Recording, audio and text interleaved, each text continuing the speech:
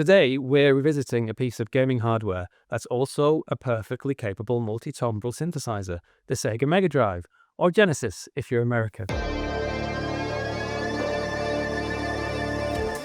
Some people use theirs to play Super Mario. I'm using mine to make music.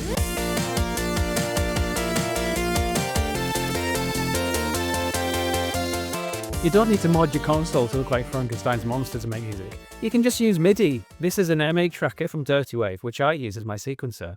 It sends MIDI into a Genajam-Pi, which then talks to a GenMDM cartridge plugged into a real Mega Drive to make tunes. So whether you grew up in the 90s and have clung desperately to your old Sega ever since, or you've recently discovered a dusty one up in your grandparents' loft, I'm going to be looking at how my particular setup works so that you can try it too.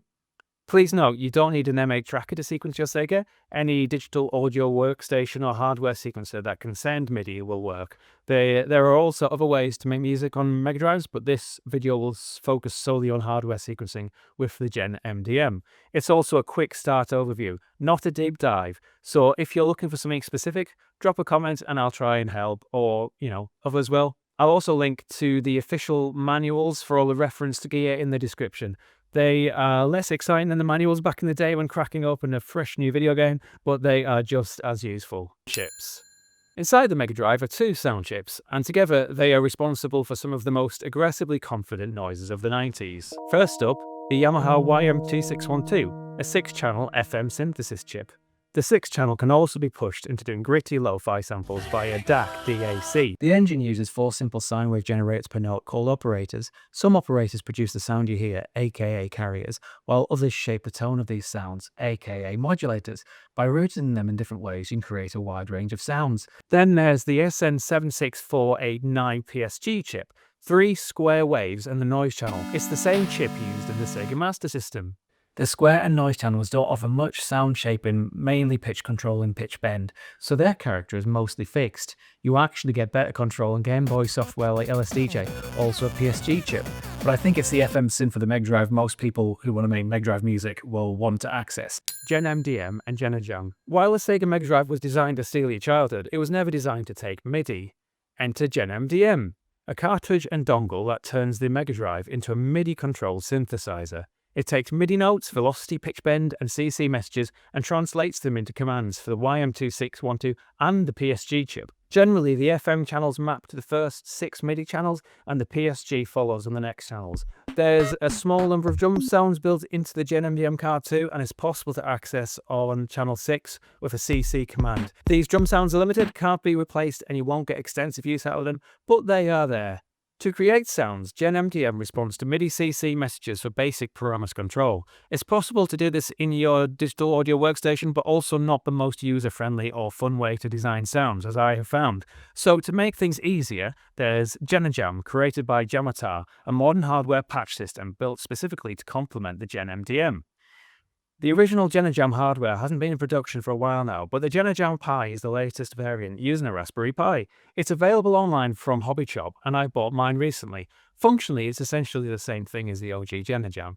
Genajam stores .tfi sound patches for the YM2612, which you can load from the device's SD card. You can recall sounds from saved banks or load them manually. One limitation? You can't switch banks via MIDI CC, which makes live set changes a bit clunky, but it's workable. Although I would say this is more of a studio thing myself.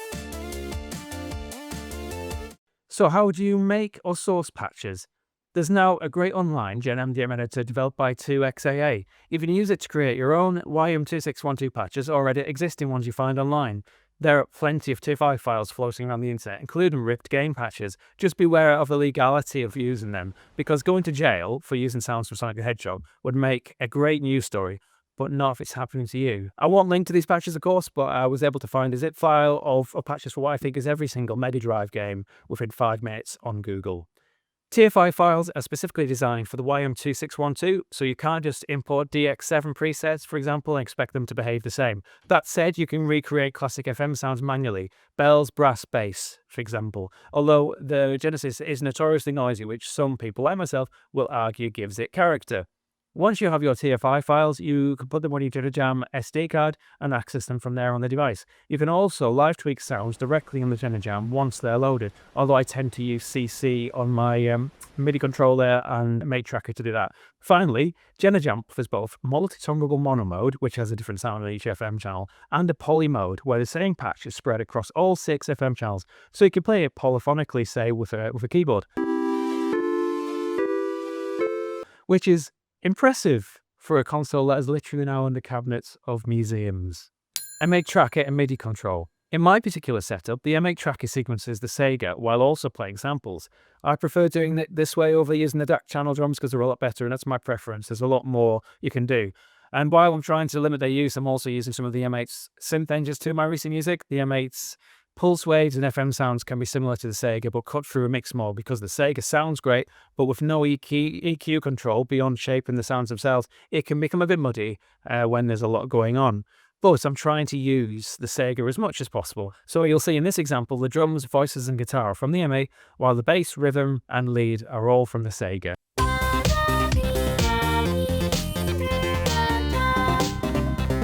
Artificially intelligent.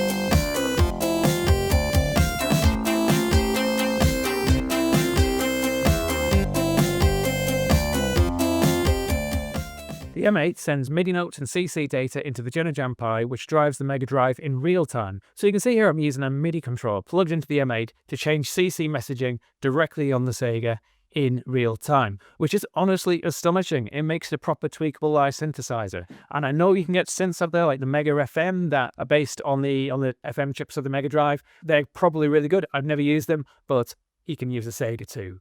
So that's my Sega-powered setup. I'm going to end with a shameless plug. All the music in this video has been recorded for an EP using the setup you see. I wanted a memorable name, so it's simply called Genesis. Maybe that's too obvious. And as well as a download, there's a limited edition USB that contains the EP modelled on the real Mega Drive cars. If you found this overview useful, please subscribe or follow me. I'll put more details in the description and comments for everything. Thanks for watching. See you again.